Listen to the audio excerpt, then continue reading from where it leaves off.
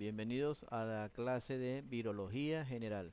Esta es la cuarta clase de Virología General. Su profesor Jesús Silva. Vamos a dar entonces comienzo a esta clase. Aquí tienen las competencias a desarrollar, muchachos. En cuanto a conocer, deben conocer la definición de la virología como ciencia, la clasificación de los virus según su simetría, como vamos a ver a continuación. Y reconocer, por supuesto, la importancia de la virología como parte de la microbiología y su significado. Ahora, ¿qué es la microbiología? Bueno, como dice aquí, ¿verdad? Es la rama de la microbiología que se centra en el estudio de los virus, de todos los virus, en relación a su estructura, la clasificación, el mecanismo de infección y explotación de la célula huésped con fines reproductivos, interacción con la fisiología del organismo infectado y la inmunidad. También conoceremos entonces a través de técnicas de aislamiento y cultivo cómo se pueden desarrollar estos microorganismos. Ahora, ¿qué son los virus? Para saber un poco de los virus vamos a ver un poquito de historia. Aquí tenemos entonces una breve reseña histórica que fue lo que pasó en el año 1716, en ese siglo XVIII. El doctor Edward Jenner, un inglés, fue el que desarrolló la vacuna de la viruela. La viruela estaba en esa época haciendo estragos a nivel en Europa.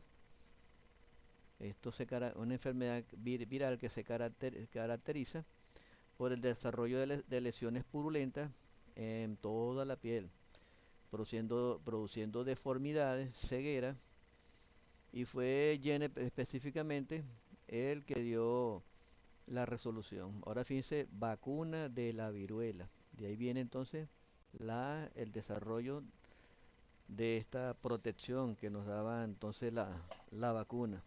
Pero ¿qué hizo Jenner para desarrollar la vacuna? Si ustedes se fijan, la palabra vacuna viene del latín vacum, que significa vaca. Quiere decir que fueron las vacas las que permitieron desarrollar este tipo de inmunidad. Todas estas palabras que van a ir aprendiendo cada vez que vean más clases y más clases, muchachos, vamos a ver palabras técnicas que van enriqueciendo su vocabulario microbiológico.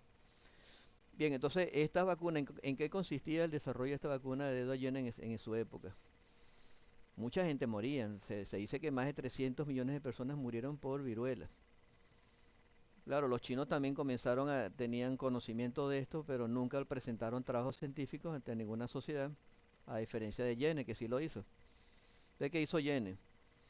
En su momento, Jenner veía que esta enfermedad muy virulenta no atacaba a ciertas mujeres que trabajaban en fincas lecheras, que eran ordeñadoras estas mujeres, sino que siempre a veces producía pequeñas lesiones en las manos. Y él le llamó la atención porque de hecho le decían a estas mujeres, las mujeres de la piel lisa, tenían un rostro muy liso, una piel muy lisa, pero algunas tenían pequeñas lesiones de las manos. Esto era la viruela vacuna del ganado que ellas se infectaban al momento del ordeño de la vaca, pero no sufrían de la viruela humana como tal, como la lesión como tal. Los invito a que vean algunas imágenes de viruela para que vean lo terrible de esta enfermedad. Entonces él simplemente tomó parte de esa secreción de las manos de estas mujeres y la aplicó sobre personas que estaban sanas. ¿Qué es lo que hizo? Transferir entonces la inmunidad de las vacas hacia las personas sanas. Posteriormente pasaron ciertos días, dando tiempo a que el sistema inmunológico de esa persona que fue infectada comenzara a desarrollarse, a madurarse, ¿verdad? Luego esa persona fue infectada, Jenner lo infectó con el virus de la viruela humana. Resulta que esa persona no desarrolló la viruela como tal, ¿verdad? Y había una inmunidad, un mecanismo protector gracias a la viruela vacuna. Y entonces ahí viene la palabra vacuna. Todas las vacunas que nosotros nos hemos colocado vienen gracias a este doctor Edward Jenner que la desarrolló en su momento.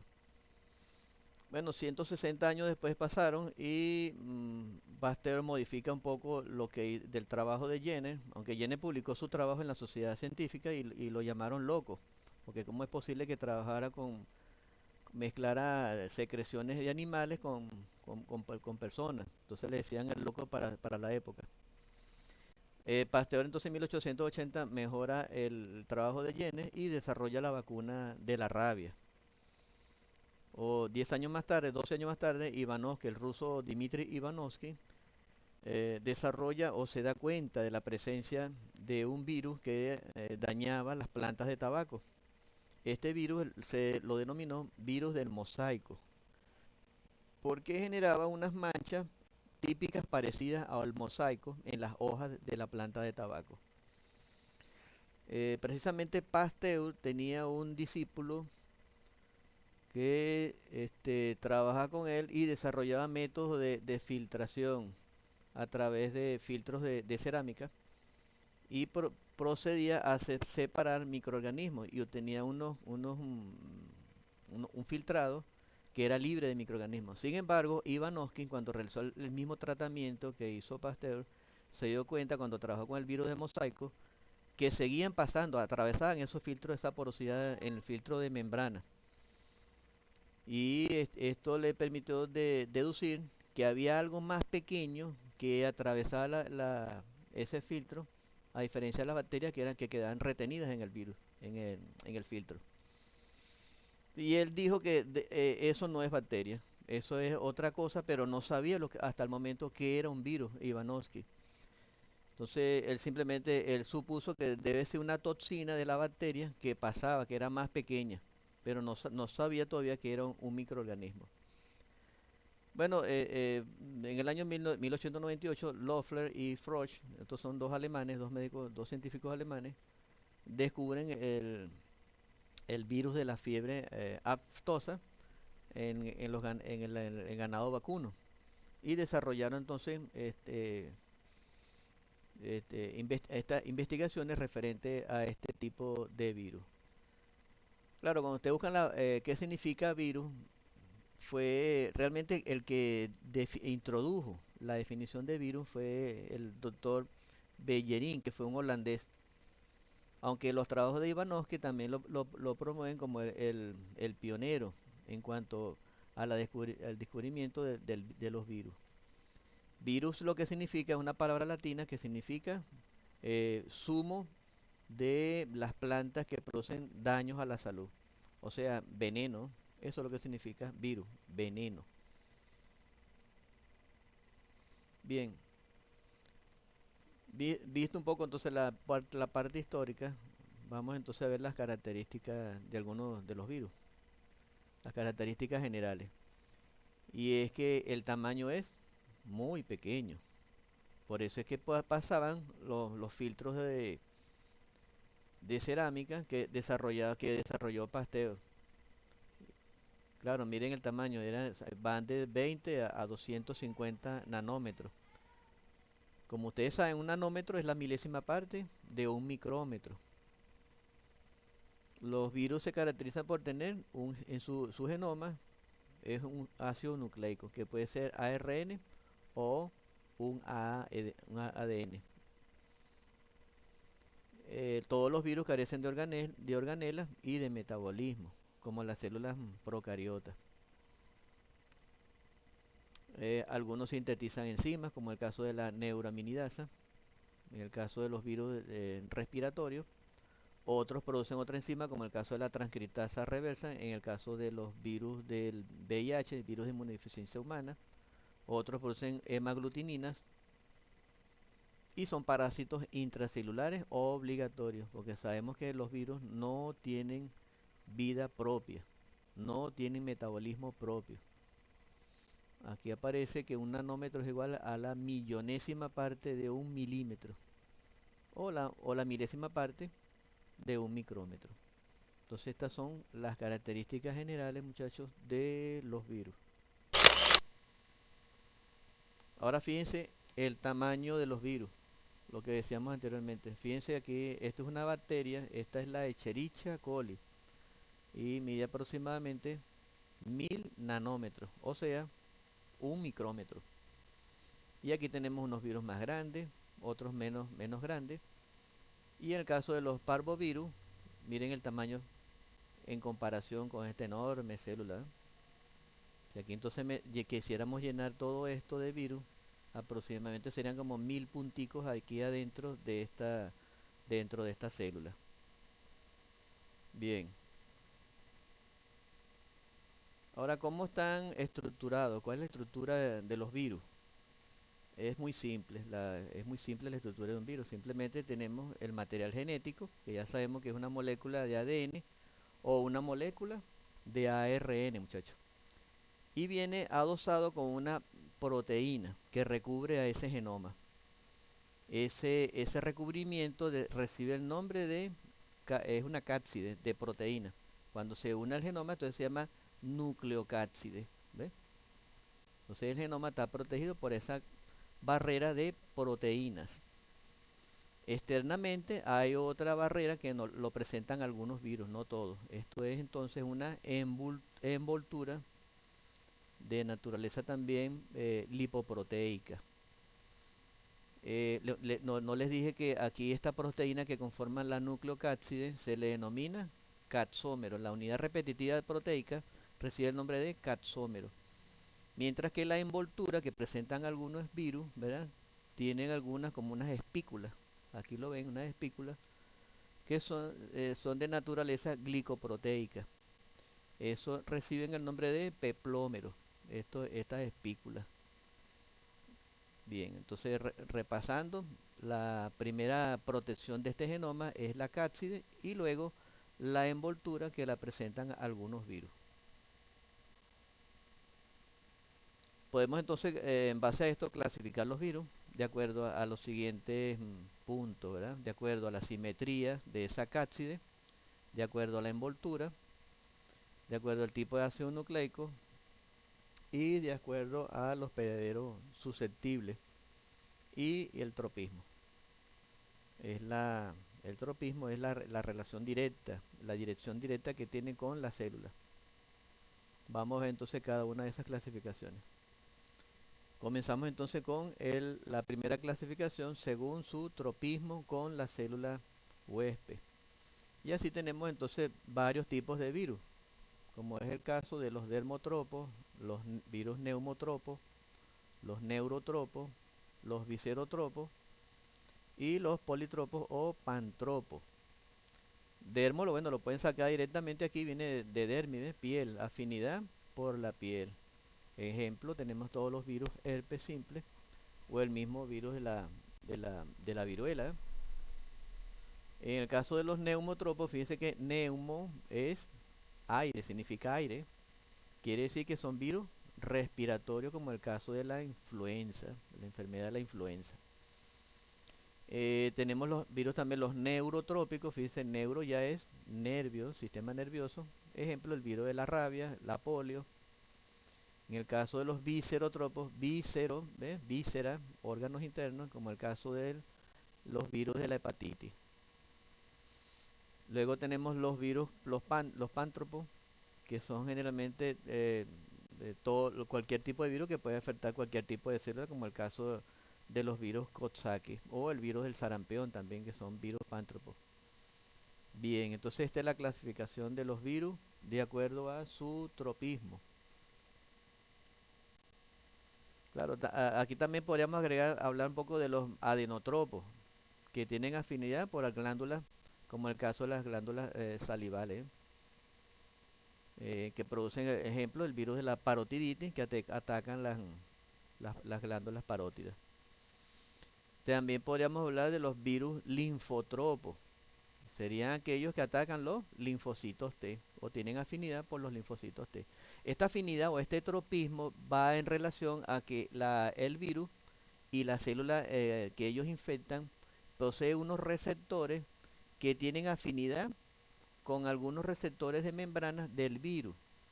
Entonces esa afinidad viene dada para cada tipo de célula y de acuerdo a la estructura de membrana que posee en su envoltura el virus o de la cápside, también por las proteínas, en relación a la célula huésped. Entonces, esa afinidad viene dada por esa estrecha relación entre la célula huésped y la partícula viral, muchachos. Aquí tenemos otra clasificación según la simetría de la cápside. Entonces aquí tenemos los virus icosaédricos, los de estructura icosaédrica, los virus de estructura compleja y los virus de estructura helicoidal. En el caso de los virus icosaédricos, esa es la cápside, ya dijimos que es la cápside que recubre su material genético, tiene la forma de un icosaedro. Es un icosaedro, como ustedes saben, es una figura geométrica que tiene 20 lados. Y esta es la forma que adquiere. Y hay otros virus que tienen la forma compleja, que parece una nave espacial, donde tiene cabeza, cuerpo y una fibra y una pata. Y por aquí, por este tubo, es donde él inyecta su material genético en la célula huésped. Estos son los virus complejos y son muy característicos ¿cómo se llama esto? De los fagos que infectan las células, como en el caso de las bacterias, que son los bacteriófagos. Entonces, un virus que infecta una bacteria es un bacteriófago. Y en el caso del helicoidal, la forma de la molécula orienta entonces la distribución proteica de esa cápside y adquieren esta morfología helicoidal. Bien, estas son las estructuras más comunes de acuerdo a la simetría de la cápside. En cuanto a la envoltura es más sencillo. Fíjense aquí, si hacemos un corte del virus, podemos entonces ver que este no tiene envoltura y este lado sí hay envoltura. Entonces este sería un virus cubierto o envuelto y este sería un virus desnudo. Fíjense que aquí se manifiesta, se expresa la unidad repetitiva proteica capsomérica del virus desnudo. El genoma, como ya dijimos, es un ADN o una molécula de RNA. La envoltura es la capa característica de esta capa bicapa lipídica y cada una de estas punticas peloticas que ustedes ven aquí representan en este esquema las proteínas de envoltura de este virus. Entonces, ¿cómo clasificamos los virus en cuanto a su envoltura? Envueltos y virus desnudos, muchachos. Bueno, en este esquema podemos verlo más claro. Fíjense de acuerdo a su envoltura y de acuerdo a su material genético. Entonces tenemos aquí sin cubierta lipídica, con material de genoma con ADN, con ARN y algunos ejemplos de algunos virus aquí presentes. Fíjense en los que son sin cubierta lipídica, los virus con cubierta. Este es descubierto y este es cubierto.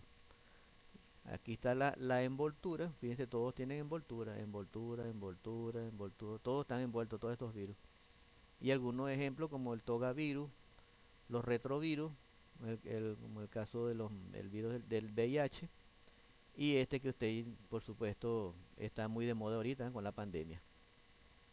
Entonces es un virus envuelto con un genoma de tipo ARN de una polaridad positiva.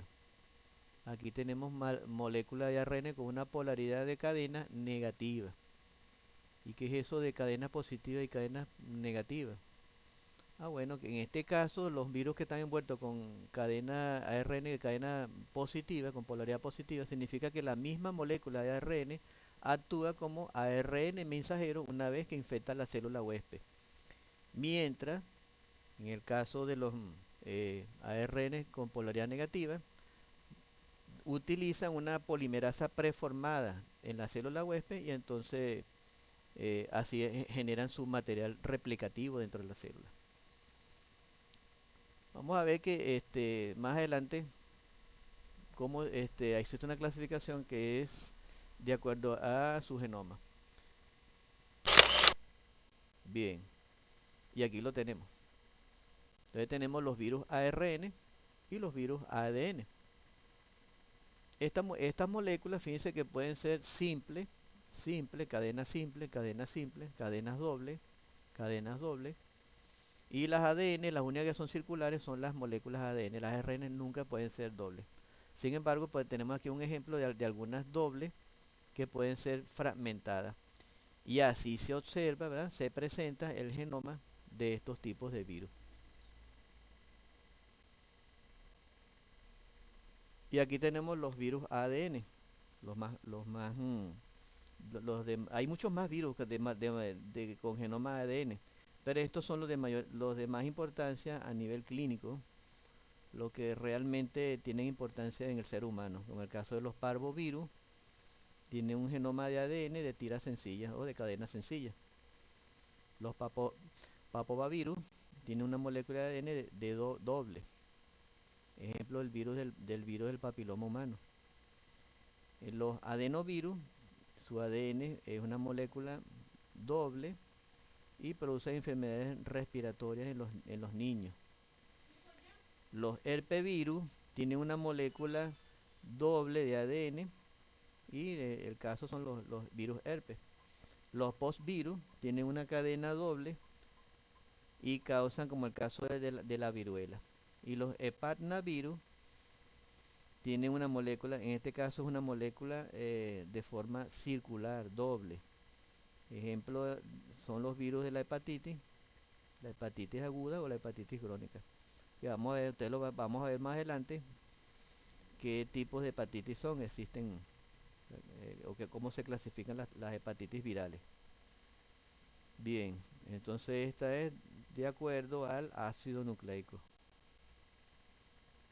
Y ahora miren con respecto al ARN. Son más, ¿verdad? Tenemos entonces aquí varios ejemplos. Los picornavirus, los calicivirus, los reovirus, arbovirus. Entonces todos estos virus tienen genoma ARN. Miren los otros, aquí tenemos 6, ¿verdad? Ustedes se aprenden estos 6 y por descarte los otros son virus ARN. Bueno, aquí tienen bastante material. De hecho, también en la literatura van a conseguir esto más completo y lo pueden leer para complementar la clase, muchachos.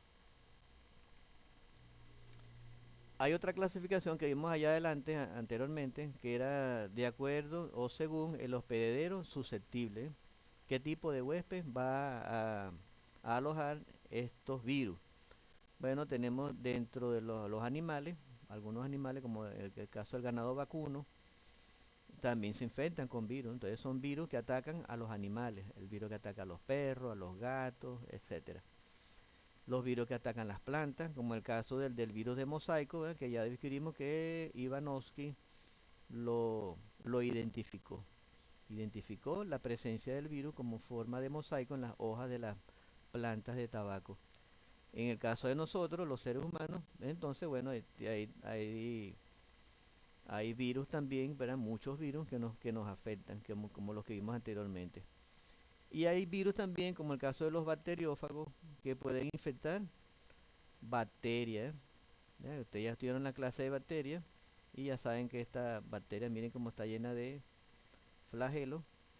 Y aquí la partícula viral que se integra al genoma bacteriano. Entonces, de acuerdo al huésped, cada virus va a tener su afinidad.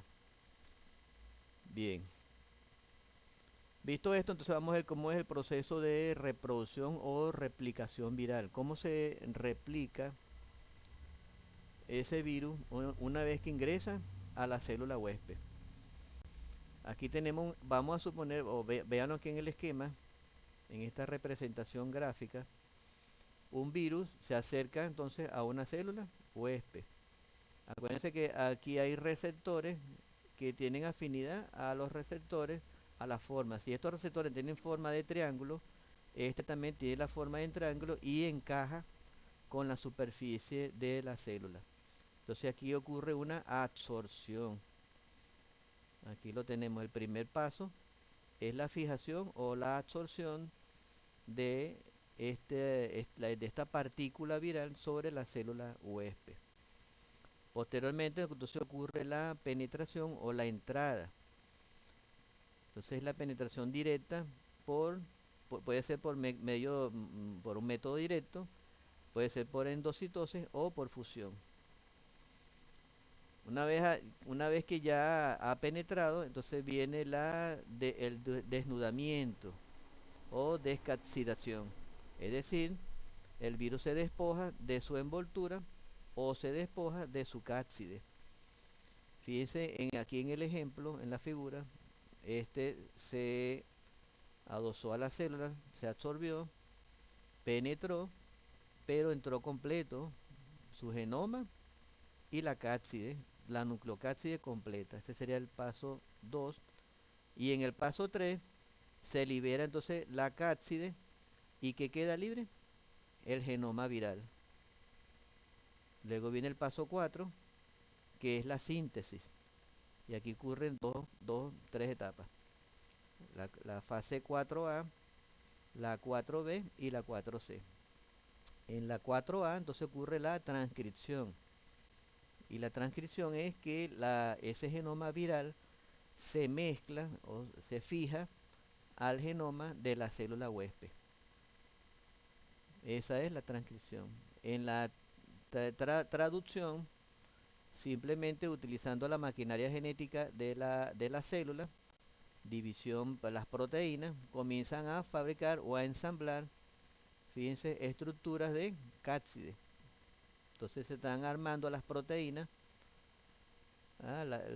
Acuérdense del ARN mensajero transportando eh, aminoácidos para formar proteínas. Y esas proteínas entonces toman la configuración que ordena la célula viral, ¿verdad? Mandando sobre toda la célula, bueno, la célula viral no, la partícula viral, el genoma viral, ordenando entonces la producción de cápside. Y en la fase C, que es la replicación del genoma. Entonces aquí acuérdense que hubo una absorción, una fijación del genoma viral con el genoma de la célula y una liberación de genomas virales. Una vez que se liberan y se están formando las proteínas de la cápside, viene la fase 5, que es la maduración o ensamblaje. Entonces aquí se ensambla, fíjense aquí cómo se está ensamblando el genoma y la cápside. Se van adosando y llegamos al paso final donde ya los virus comienzan a llenar las células, la llenan y esto se va llenando de muchos virus, se va llenando y llenando de virus hasta que la célula revienta y hay una liberación o una salida por lisis o por brotación. Cuando hay una lisis, entonces la célula muere y se liberan las partículas virales. A diferencia de una lisogenia, que la célula permanece por un tiempo y no hay muerte celular. Aquí podemos verlo en la reproducción de este video. Como entra la partícula viral, entonces sería un virus complejo, inyecta su material genético, se adosa a la célula, inicia el proceso de transducción, transcripción, replicación y liberación. Y fíjense que la célula al final se destruye y libera más partículas virales para infectar más y más y más células hasta que ocurra, bueno, la manifestación de la enfermedad, porque aquí lo que se va a generar es la enfermedad y el hospedadero entonces va a responder inmunológicamente para tratar de frenar toda esta destrucción o esta muerte celular. Esto ocurre, acuérdense que la afinidad, el tropismo, ¿se acuerdan cuando hablamos del tropismo? Bueno, esto es lo que ocurre cuando la partícula viral infecta a la célula afín. Bien, ahora vamos a ver un poco sobre los procesos o los tipos de entrada o de fijación o penetración de los virus a la célula huésped. Entonces el primer paso es la penetración directa del virus desnudo. Fíjense, aquí tenemos un virus, su cápside, su material su genoma, Y estos eran los receptores que yo le hablaba, ¿ves? Tienen esta forma circular y aquí también las proteínas deben tener una forma circular afín al receptor. Entonces se fija, se absorbe y una vez que se absorbe, se queda afuera. Entonces, ¿qué se quedó? La cápside. ¿Y qué entró? El genoma. Este es un ejemplo de penetración directa del virus en la célula huésped. En el caso de el mecanismo de penetración por fusión, entonces como dice la palabra, fusión de un virus con la envoltura. Entonces este es un virus, el caso típico de un virus envuelto. Aquí están los receptores de membrana de la célula huésped, se adosan. ¿Ya? Es como que si esto se fusionara, y de hecho se fusionan. La- las proteínas de superficie del virus con los receptores de membrana de la célula. Se queda fuera la envoltura, entró la cápside y después dentro de la célula se libera la cápside y queda libre el genoma para generar su replicación. Eh, Tenemos otro tipo de penetración de los virus en las células huésped por el mecanismo de endocitosis. Acuérdense que la endocitosis entonces es como que si la célula se traga o se come el virus. Fíjense aquí cómo lo envuelve, se invagina la célula y penetra la partícula viral completa, entró completo con su cubierta y su nucleocápside. Una vez adentro, se libera de la envoltura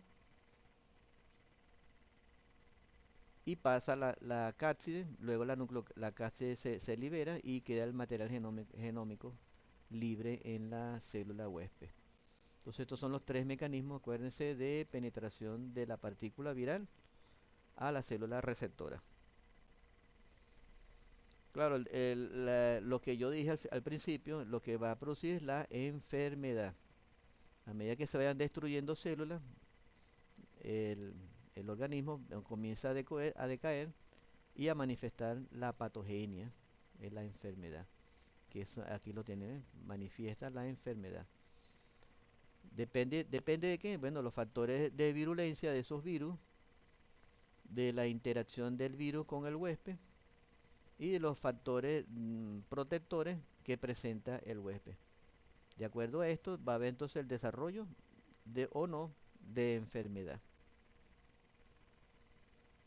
Entonces la patogenia de los virus va a depender de qué? Del tropismo, como lo vimos anteriormente, del número de células infecciosas, el número de partículas virales, la velocidad que tengan esos virus de replicación, porque a veces el virus se queda simplemente en la célula, como como en stand-by, y no hace explosión, sino que hasta que cuando él decida, hace su mecanismo entonces de lisis. También tiene un efecto en la célula huésped, depende también del desarrollo de la patogenia, del efecto en la célula que tenga esa célula huésped. Va a tener también, va a depender también de las vías de transmisión, si son vías aéreas, vía por contacto, por fluidos, etcétera. Y por supuesto va a depender de la respuesta que tenga el hospedador y de las defensas que él va a desarrollar en su sistema inmunológico. Entonces, dependiendo de todos estos factores, va a haber desarrollo o no o presencia de enfermedad. Entonces, para que haya entonces patogenia o enfermedad por causa de estos virus, entonces va a ocurrir cambios dentro de esa célula, una serie de cambios. Va a haber una transformación maligna, puede haber un efecto citopático, lisis o lisogenia, o puede que no ocurra ningún cambio, como dije yo, ¿verdad? Que la célula se queda dentro de la partícula viral, se queda o permanece largo tiempo. Fíjense que yo no les dije cuánto tiempo tarda una vez que la célula entra en la partícula viral entra en la célula, aproximadamente tarda 20 minutos ese proceso y se explota o se lisa la célula, muere la célula. Ese dura más o menos aproximadamente 20 minutos ese proceso de replicación viral. Ahora los cambios que van a suceder, fíjense que aquí tomamos como esta pequeña partícula aquí, tamaño aquí en esta célula, representa el virus. Aquí lo tenemos ampliado, tiene como una forma, es una nucleocápside, una forma icosaédrica. Entonces este virus tiene forma icosaédrica. Penetra la célula receptora por un mecanismo de absorción o fijación, como ya lo vimos anteriormente. Luego penetra la célula, desarrolla su proceso de replicación y puede ocurrir lo siguiente, que la célula muera por una infección lítica. Entonces aquí ocurre la muerte de la célula y liberación de los virus. Esta célula muere y se liberan gran cantidad de partículas virales. Puede suceder otro caso que haya una lenta liberación de estos virus sin que ocurra una muerte directamente, la muerte celular. Eso se llama infección persistente. O puede ser que el virus se presente en la célula, pero que no causa daño a la célula. Posteriormente, entonces, el virus emerge y genera una infección lítica, que es lo que ocurre aquí arriba. Esto es lo que generalmente ocurre en las infecciones virales. Pero aquí tenemos otro caso, fíjense aquí puede haber una transformación dentro de la célula para formar una célula maligna. Entonces aquí hay una célula tumoral que comienza a dividirse, pero ya no tiene la misma forma que tenía anteriormente, ni hacía lo que hacía anteriormente. Entonces son células malignas. Hay una transformación de las células normales a células tumorales. Este es el caso típico del virus del VPH, el virus del papiloma humano. Bien, los mecanismos de transmisión, entonces tenemos que puede ser a través de la piel, una puerta de entrada, una herida, un perro, fíjense que aquí sería el virus acuérdense que el virus, el perro, es el portador del virus de la rabia y lo transmitió aquí la mordedura. La saliva del perro se mezcla con la sangre de este hospedador y comienza entonces su periodo de incubación para desarrollar la enfermedad. O puede ser a través de vectores, ¿verdad? Como el caso del virus del dengue, el chikungunya, la fiebre amarilla, que son los mosquitos como el Aedes aegypti, con sus patas anilladas blancas, comienza a transmitir, inyecta material viral en el hospedador a través de las agujas. Para los que les gusta desarrollarse los tatuajes, también pues un mecanismo de entrada o de transmisión a través de la piel. Todo esto ocurre a través de la piel. Hay otras vías como las vías aéreas, aparato respiratorio, a través de la orofaringe. Aquí tenemos un ejemplo clásico del virus del herpes labial. O a través de las genitales por contacto de fluidos sexuales. Virus intestinales, aparato genital o las conjuntivas.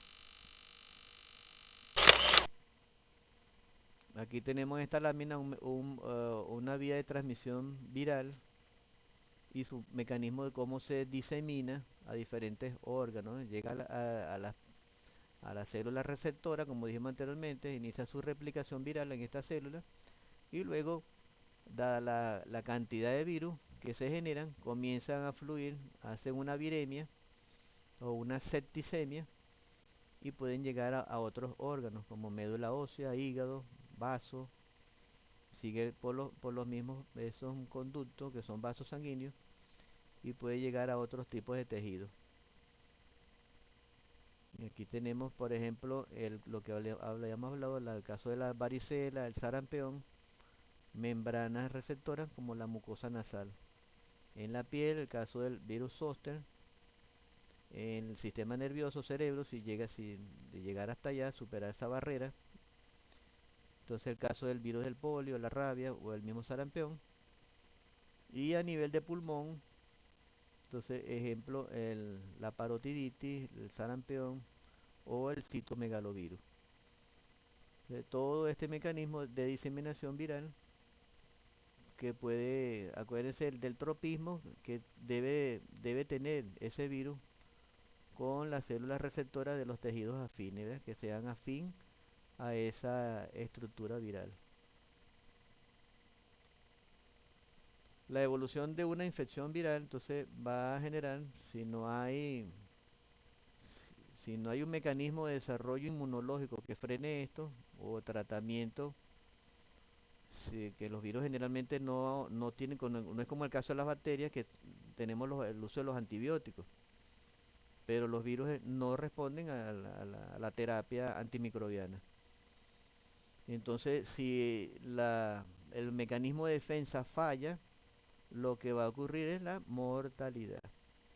Se desarrolla un proceso de morbilidad y luego si no hay tratamiento, si no hay cura, la muerte, ¿verdad?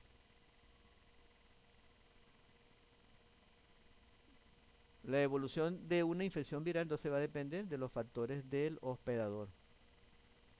Hay determinantes fisiológicos propios que posee el hospedador que sirven como barreras, como las lágrimas, la saliva, son barreras naturales, fisiológicas, que nos protegen de estas infecciones virales. La edad es un factor limitante, los extremos de la vida, entonces también son influyentes los niños o los ancianitos, tienen más posibilidad de desarrollo de enfermedades virales. Por supuesto el estado nutricional, la alimentación que tenga esa persona y su estado inmunológico que va relacionado directamente con su estado nutricional. Entonces factores, ¿verdad?, que van a permitir que no ocurra o que ocurra si esto falla o hay una alteración del sistema inmunológico para el desarrollo entonces de la patogenia viral. Estos mecanismos defensivos los vamos a emplear mucho mejor cuando entremos a la clase de inmunología, muchachos.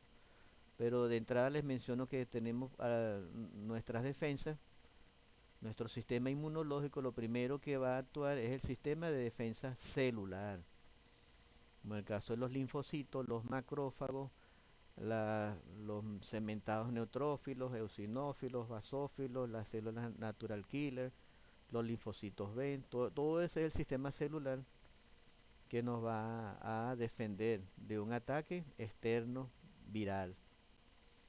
Y está el otro tipo de defensa específica es la defensa humoral, que va relacionado con básicamente con los anticuerpos que se van a producir. Aquí los tenemos, estas partículas amarillas son los anticuerpos que van a hacer o van a eliminar esa partícula extraña, esta partícula viral. También otro elemento que forman parte de la defensa específica humoral, como el caso del interferón, la citoquina, que son elementos también complementos, como en cascada de desarrollo, para protegernos de una infección viral. Bueno, esto es el final de la clase. Aquí están la literatura recomendada. Usted tiene algunos libros. Y en cuanto a la evaluación, deben revisar la plataforma y la actividad que le asigne su docente guía. Bueno, muchachos, muchas gracias. Nos veremos entonces en la próxima clase.